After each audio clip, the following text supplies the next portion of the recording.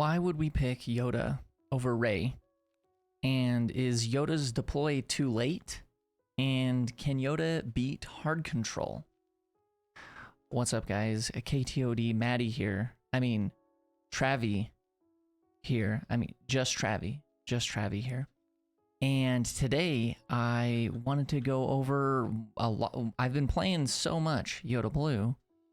And I've been playing some other colors of Yoda. I've been playing a lot of Yoda essentially since Twilight of the Republic came out, and I just wanted to share my findings with you. And yeah, give you some reasons for my card choices and even the missing cards, what the matchups are like, and how do you win against all of the stuff, and why you would choose Yoda. So let's go into it. All right, so like I said, I've gone through many iterations of this deck. I still really want to play yellow. I haven't played yellow Yoda yet, but I like cheating resources. I like it a lot, and now there are two of them, and You're My Only Hope. That just sounds so cool. But we've got You're My Only Hope, of course. I can't imagine why you would play Yoda and not play 3 of You're My Only Hope. But, you know, maybe somebody out there is making that choice. Not us, though. So I first should I actually show you? I'll show you guys. Maybe I've still got it loaded in here in my decks. When the first Yoda deck I made, I've still got it.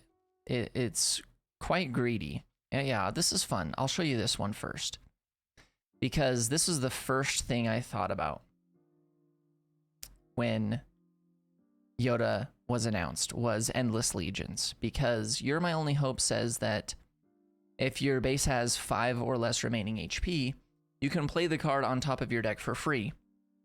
Well, then that means if you can put Endless Legions on top of your deck, then you can navigate your life total being 5 away from dying or less, then you can play Endless Legions for free.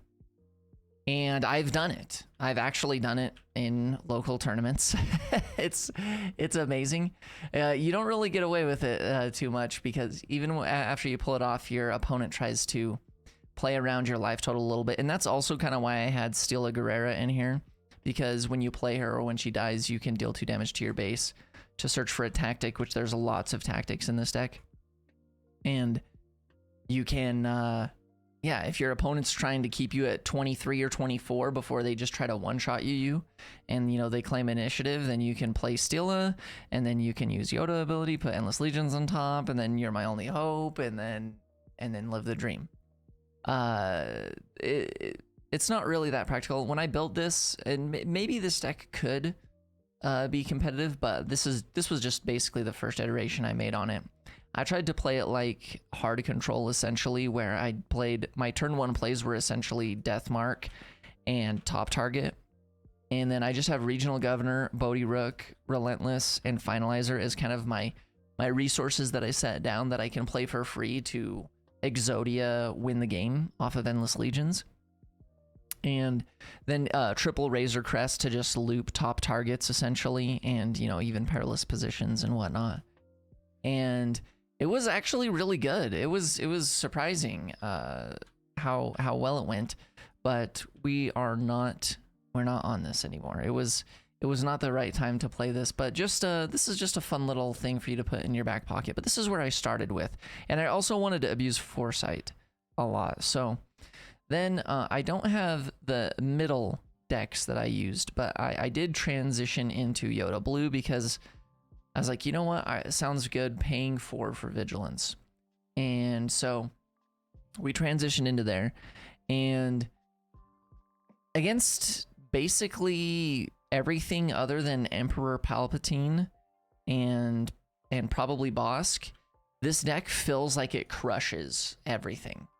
It literally feels like it crushes everything that is not Emperor Palpatine and Bosk. Now, some reasons for that is you've got Vigilance for 4, like I mentioned, but also, at least in my local meta too, lots of people are playing like a aggro or a tempo aggro, and even the mid-range struggles a little bit too.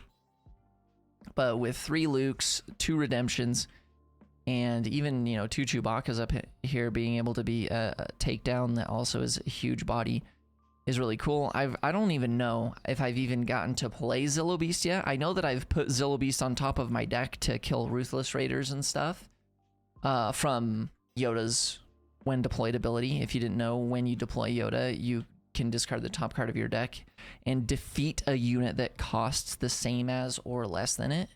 So it doesn't deal damage, it just defeats it. So it goes through shields or anything. So very cool. And when Yoda flips, he's a 4/9. One of the reasons I choose Yoda as well, so like obviously the first reason is you want to cheat with your My Only Hope. That's the first reason you're playing Yoda. And then the second reason that's kind of great for Yoda is when you flip him, he does just defeat something. And there's been times where I've had to YOLO flip him and just hope that the top card of my deck was a high enough cost to kill something low. And I did sometimes miss in the earlier days, especially when I was playing 3 Foresight in here as well, because, you know, sometimes you hit the 1 and you're like, my opponent isn't playing any 1 costs. So that can happen. But Yoda is a 4/9. What's really cool is he doesn't really ever get one shot very frequently. Almost never does my opponent have a Rival's Fall waiting for him. And there's not really any ambush units outside of Wrecker that can just straight up defeat him.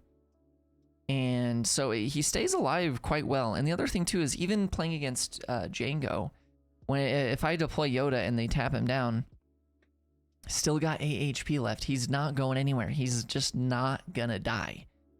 And the Restore 2 is very relevant. So yeah, Rey definitely restores more, and she does come out sooner. But if Rey gets tapped down by Django immediately, she's at a pretty high risk of dying, because only having the 6 HP because she didn't get to attack and give herself an XP. And then she's only at 5 HP then. And then that could also mean that a Django with a flamethrower on him, or a Django, like, you know, surprise strike on it. Surprise strike on a 3 power ground unit, suddenly Rey's dead, and that's pretty common, pretty unfortunate as well. But Yoda's got more HP, pretty nice. He does deploy later, like I said though, so it can be riskier. And I would possibly even cut, depending on your meta, of course, cut a Zillo Beast and go up to 3 Redemption, because I have definitely had some games where it was, I wasn't drawing any vigilance, and it was coming to the end, near the end of the game, I was gonna die, and I held a redemption for the whole game to the 8 resources, and then on the resource 8, I draw another redemption, and I get to back-to-back 2 turns in a row, redemption, and that's how I stayed alive. And if I didn't draw both of my redemptions, I was dead. And so having a 3rd redemption in there to increase the chances of that being able to happen in the unlucky chances that you don't get vigilance would be nice.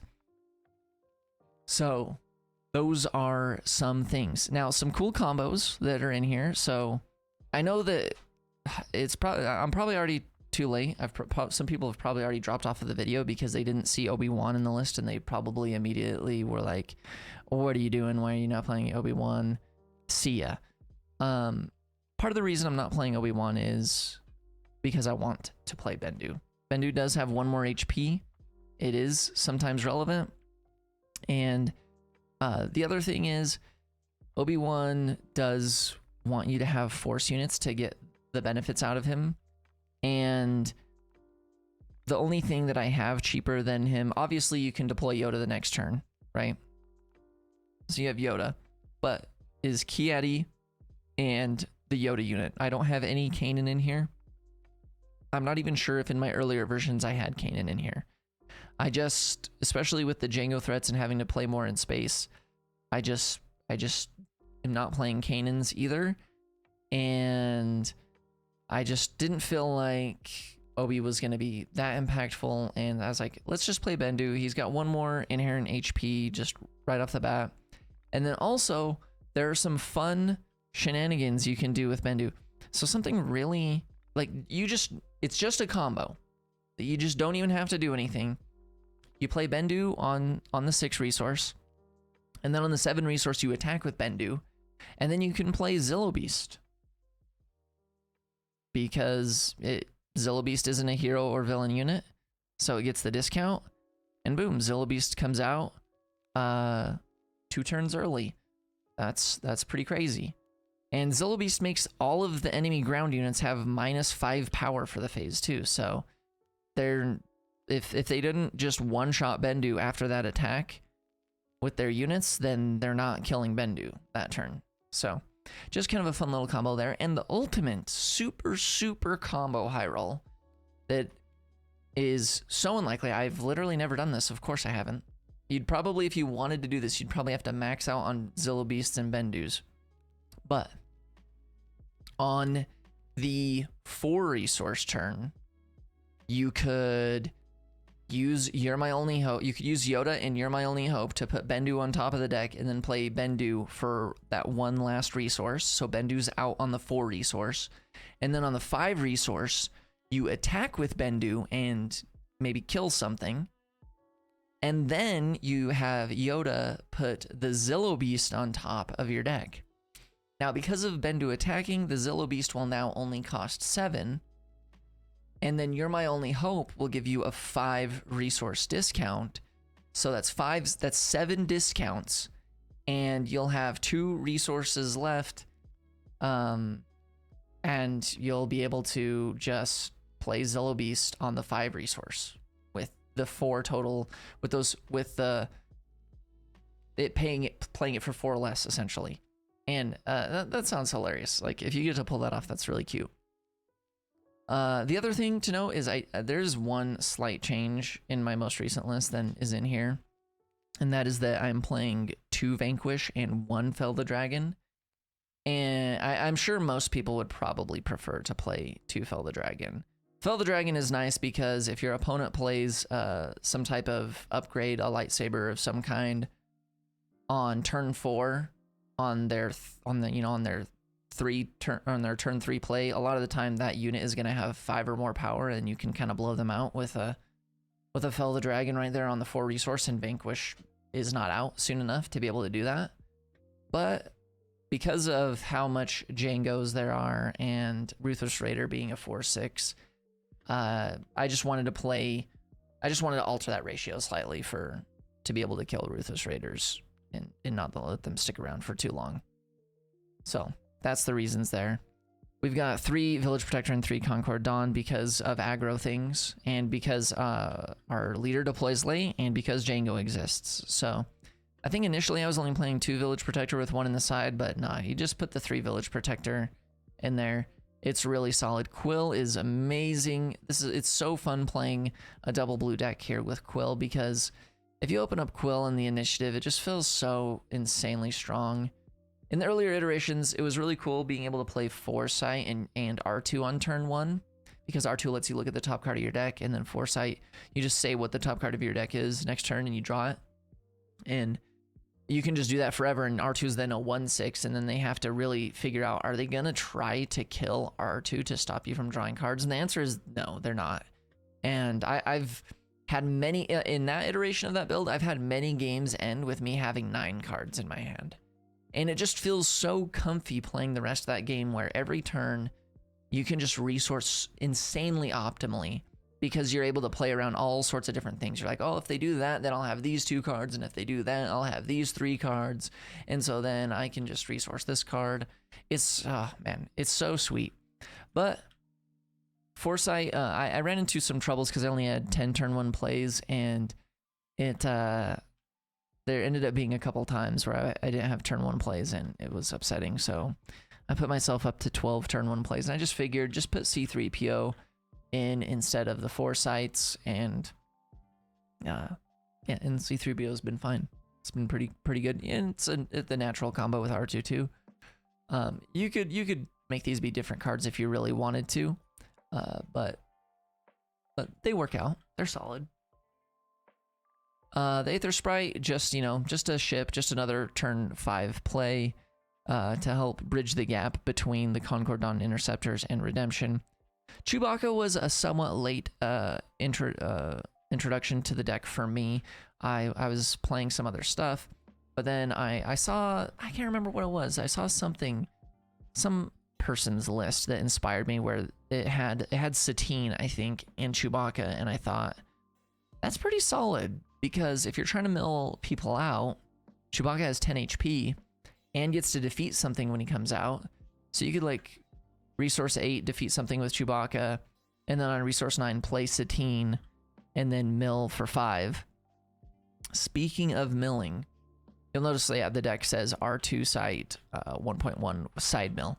So yeah, the deck used to be called R2 site because I had R2 and 4 side in here, and that was a fun combo. But in the side here, we've got basically anti-hard control and then just a little bit more aggro stuff. Just because we're already so good against aggro, and we're totally fine against mid-range stuff. I don't feel like I need to cite anything for mid-range, but just for the aggro, having the equalize and the third perilous position feels really good. Cited these in, they feel really good. I haven't played much against hard control yet, so it's still theory exactly on what we'd want to do here. But Spark of Rebellion can take the Vigilances out, it can take the Super Laser Blaster, whatever, it can take anything out of the hand, and since we're Heroism and it's out of aspect just on Cunning, it's not too bad only paying 4 for this. It's especially against decks like hard control, it's not too bad. But we do have Satine in here because we do have some big HP chunks in the Redemption and Chewbacca that can get played against hard control and still have all of their HP. And even Bendu having an extra HP, being able to mill 4 is nice. Ki-Adi-Mundi gets to mill 4 as well. Luke can mill 4, although maybe you just want to hit him with Luke in the face. But I just figured, yeah, against hard control, hard control would just probably be the hardest matchup for this, just inherently. And we've already got Vigilance, and we're already paying 4 for Vigilance.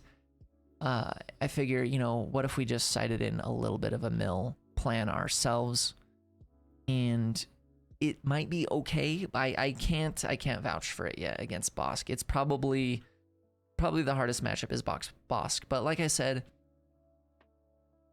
against, I literally feel like everything else, it's kind of just been crushing it. And I don't know, is there anything else I gotta say here? You could totally, if you want to play Obi-Wan, you could totally, if you want, you could take both Bendus out. You could take both Zilla Beasts out.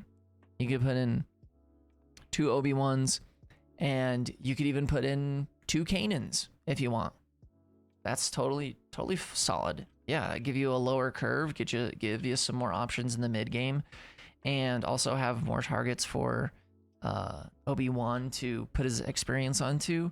You could even, you know, get another spaceship over here if you want, or you could be 2 Obi-Wans and it could be a 3rd Redemption and a 2nd Aether Sprite if you want to go more space. Totally great options for you.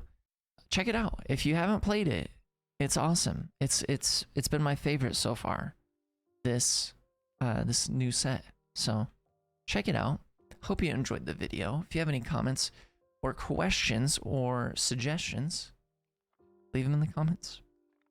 Thank you for spending your time here, and I'll see you in the next video.